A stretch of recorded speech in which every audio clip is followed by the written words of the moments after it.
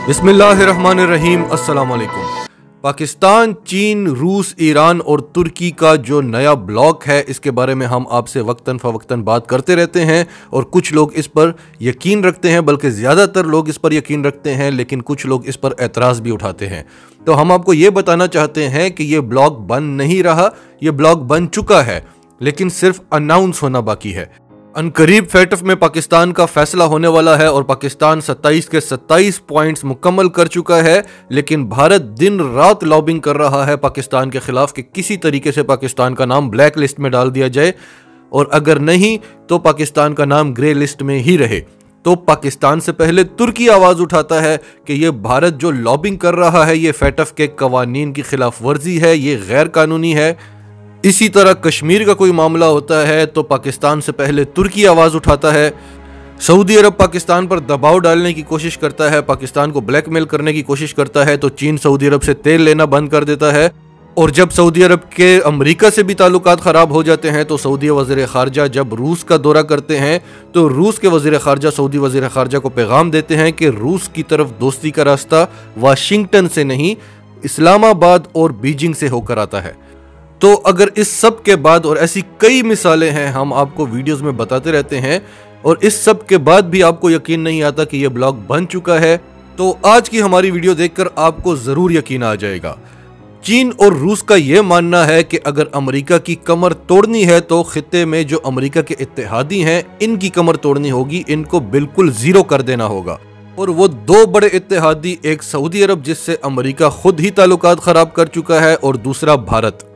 तो एक काम तो ये करना होगा, दूसरा काम ये करना होगा कि अफगानिस्तान से अमेरिका को निकालना होगा, और इस काम के लिए इन्होंने पाकिस्तान को आगे किया हुआ है, और पाकिस्तान इस काम में ऑलमोस्ट कामयाब हो भी चुका था। लेकिन जो नई एडमिनिस्ट्रेशन आई है जो बाइडन की, वो अफगानिस्तान में मजीद कयाम करना चाहती है। तो अब ये तमाम ममालिक जो इस ब्लॉक के ममालिक हैं, वो इस चीज़ पर एक हो गए हैं कि अफगानिस्तान से अमेरिका को निकालना ही निकालना है। इस हवाले से हमारे पास आज दो बड़ी शानदार खबरें हैं।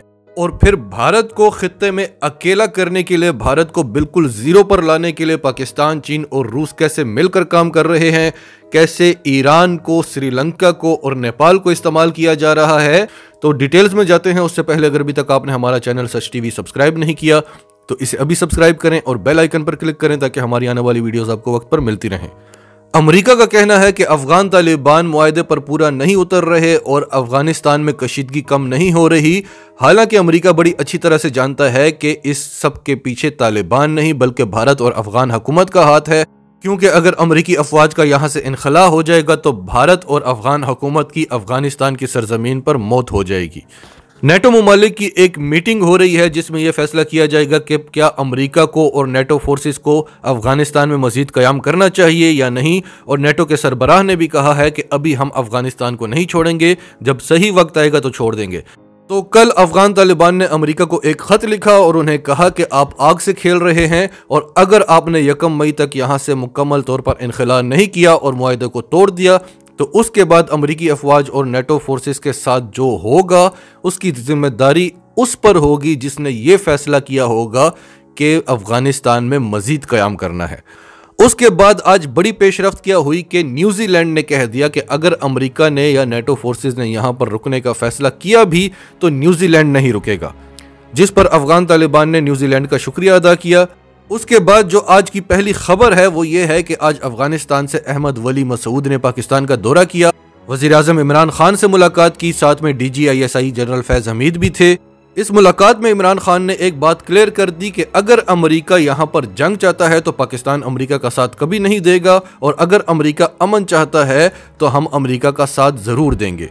इमरान खान ने यह बात भी क्लियर की कि अमेरिका यहाँ से फेस सेविंग चाहता था, यहाँ से हार कर नहीं जाना चाहता था। हमने अफगान तालिबान के साथ उनको बिठाया, मुज़ाकरात करवाए, दोनों फरीकैन के दरमियान पीस डील करवाई, और हमारा शुरू से यह मानना था कि इन मसाइल का हल जंग नहीं है, मुज़ाकरात हैं। अगर अब अमेरिका उस मुआहदे से पीछे हटता है और जंगबंदी नहीं करता तो हम अमेरिका का साथ नहीं देंगे। ये पाकिस्तान की 74 साल तारीख में पहली बार हुआ है कि पाकिस्तान साफ इनकार कर रहा है अमेरिका को।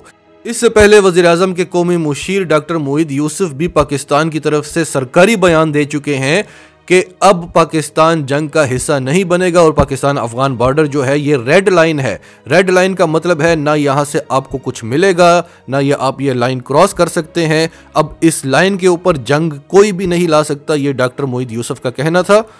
और अगर अमेरिका जंग बंदी नहीं करता, मुज़ाकरात से पीछे हटता है, तो फिर हमारे पास ना आना, ये कहना था डॉक्टर मोईद यूसुफ का, कि फिर मदद के लिए हमारे पास ना आना। और जाहिर सी बात है कि पाकिस्तान अमेरिका की मदद क्यों करेगा जबकि पाकिस्तान अब अमेरिका से इमदाद भी नहीं लेता, ना लेना चाहता है। दूसरा, पाकिस्तान ये बात भी बड़ी अच्छी तरह से जानता है कि अमेरिका यहाँ पर क्यों रुकना चाहता है, क्योंकि खुद अमेरिका का कहना है कि अगर हम यहाँ से निकल गए तो अफगानिस्तान में फिर चीन और पाकिस्तान का राज होगा।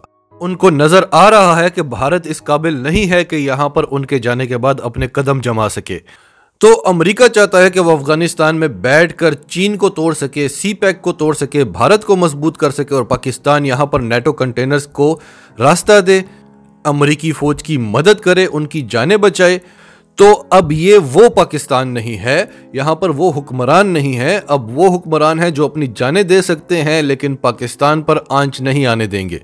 जो बाइडन को जब ये पैगाम मिला कि इमरान खान किसी की बात नहीं सुनता, तो उनके जो नए वजीर खारजा हैं एंटनी ब्लिंकन, उन्होंने कहा कि हम पाकिस्तानी फौज के साथ बात करेंगे।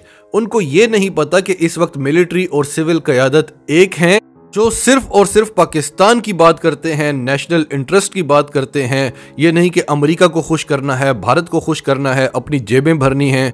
और यही वजह है कि मुल्क के अंदर और मुल्क के बाहर बहुत बड़े लेवल पर हुकूमत का तख्ता उलटने की कोशिशें हो रही हैं। अपोजिशन पार्टीज को इस्तेमाल किया जा रहा है, मीडिया को इस्तेमाल किया जा रहा है, क्योंकि अगर यही मिलिट्री क़यादत और यही सिविल क़यादत रहे तो पाकिस्तान को इस्तेमाल नहीं किया जा सकेगा। अब आते हैं दूसरी खबर पर कि बाजवा डॉक्ट्राइन ने क्या नया खेल खेला है। पाकिस्तान ने रूस से रब्ता किया है, क्योंकि पाकिस्तान जानता है कि जब ट्रंप की हुकूमत थी तो वो अपने लिए सबसे बड़ा थ्रेट चीन को समझता था, और जब से जो बाइडन आया है तो ये वही पुराने वाला अमेरिका है जो अपना सबसे बड़ा थ्रेट रूस को समझते हैं। तो अब रूस को आगे होकर खेलना पड़ेगा। पाकिस्तान ने रूस से कहा है कि अब आपको आगे आना होगा। असल में ये सारे ममालिक रूस, चीन, पाकिस्तान, ईरान, अफगान तालिबान और तुर्की इस वक्त एक हैं कि अमेरिका को यहाँ से कैसे निकालना है, लेकिन लीड पाकिस्तान कर रहा है। अब पाकिस्तान ने कहा है कि रूस को लीड करना होगा। इस हवाले से रूसी सदर पुतिन के जो मुशीर खास हैं और स्पेशल एनवॉय फॉर अफगानिस्तान हैं, जमीर काबलो, इनको अब मैदान में उतारा गया है। इन्होंने आज बड़ा ज़बरदस्त बयान दिया है। इन्होंने कहा है कि अफगान तालिबान ने तो मुआहिदे पर पूरी तरह से अमल किया है, जिसने अमल नहीं किया वो अमेरिका है, क्योंकि वो एक हारा हुआ मुल्क है। और अब अफगान अमल का जो लीडर होगा वो रूस होगा। इनका कहना था कि अमेरिका जानता था, इसीलिए उसने रशिया में अफगान अमल के मुज़ाकरात बंद किए और दोहा में करवाए, क्योंकि अमेरिका जानता था कि दोहा यानी कतर एक न्यूट्रल मुल्क है। अब ये मुज़ाकरात रूस में होंगे। रूस अमेरिका को बुलाएगा और उनसे पूछेगा कि आप चाहते क्या हैं, आप खित्ते में अमन क्यों नहीं होने दे रहे, आप अफगानिस्तान से क्यों नहीं निकल रहे, आप चाहते क्या हैं, आप वो बात हमें बताएं। क्योंकि अफगान तालिबान ने तो मुआहिदे पर अमल किया है, आपने नहीं किया। उसके बाद हम अमेरिका की भी बात सुनेंगे, अफगान तालिबान की भी बात सुनेंगे, और फिर अगर अमेरिका अपने जायज़ मुतालबात रखने के बावजूद भी अफगानिस्तान से ना निकला तो फिर हम ये स्ट्रेटजी बनाएंगे कि अमेरिका को यहाँ से कैसे निकालना है। और इन मुज़ाकरात में हम चीन को बिठाएंगे, पाकिस्तान को बिठाएंगे, ईरान को बिठाएंगे, जो अफगानिस्तान के हमसाया ममालिक हैं उन सब को हम बिठाएंगे। भारत ने रूस पर काफ़ी जोर डालने की कोशिश की है कि भारत को भी इस सब में शामिल किया जाए, तो रूस ने कहा है कि आप अफगानिस्तान के हमसाया नहीं हैं, न ही ये आपकी जंग है। एक छोटे से जुमले में भारत की तारीखी बेइज्जती कर दी है, क्योंकि ये तो अमेरिका और अफगान तालिबान की जंग है और इसका असर हमसाया ममालिक पर पड़ता है, जाहिर है पाकिस्तान पर, चीन पर, ईरान पर।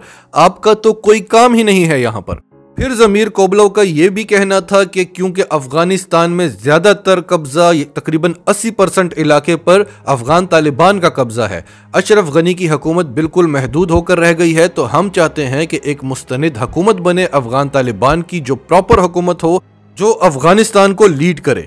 इसके अलावा ईरान का दौरा भी किया है अफगान तालिबान ने, चीन के साथ भी बातचीत चल रही है। तो वो अफगान तालिबान जो तने तन्हा अमेरिका का मुकाबला करते रहे, उनको मारते रहे, अब उनके साथ एक पूरा ब्लॉक है और ये ब्लॉक अमेरिका के खिलाफ है, अमेरिका की कमर तोड़ना चाहता है। और वो दो तरीके हैं उसकी कमर तोड़ने के। इस ब्लॉक का ये मानना है कि एक तो अमेरिका का यहाँ से ठिकाना ख़त्म हो, दूसरा उसके इत्तेहादियों को तोड़ा जाए, और उसका सबसे बड़ा इत्तेहादी जो इस खित्ते में है वो है भारत। तो भारत के हवाले से भी हमारे पास बड़ी शानदार खबरें हैं, लेकिन अभी वीडियो का वक्त पूरा हो चुका है। इंशाल्लाह कल की वीडियो में हम आपको बताएंगे, क्योंकि हमारी कोशिश होती है कि अगर 10 मिनट के लिए आप हमारे पास आते हैं तो हम एक ही बात को बार बार ना करें, बल्कि आपको इतनी ज़्यादा इन्फॉर्मेशन दें कि आपका वक्त ज़ाया ना हो। और कोई दिन ऐसा होता है जब ज़्यादा ख़बरें नहीं होती तो आसानी से 10 मिनट में कवर हो जाती हैं जो ज़रूरी ख़बरें हैं, और कोई दिन ऐसा होता है कि ज़रूरी बातें करनी होती हैं वो 10 मिनट में पूरी नहीं हो सकती। तो इंशाल्लाह कल की वीडियो में हम आपको बताएंगे कि चीन, रूस और पाकिस्तान ने मिलकर भारत के साथ क्या खेल खेले हैं। आप कमेंट्स में अपनी राय का इजहार करते रहें, और अगर आप हमारे चैनल पर नए हैं तो अभी सच टीवी उर्दू को सब्सक्राइब करें, सच टीवी उर्दू फैमिली का हिस्सा बने, और हमारी वीडियोस को लाइक और शेयर करके ज़्यादा से ज़्यादा लोगों तक ये मैसेजेस पहुंचाते रहें।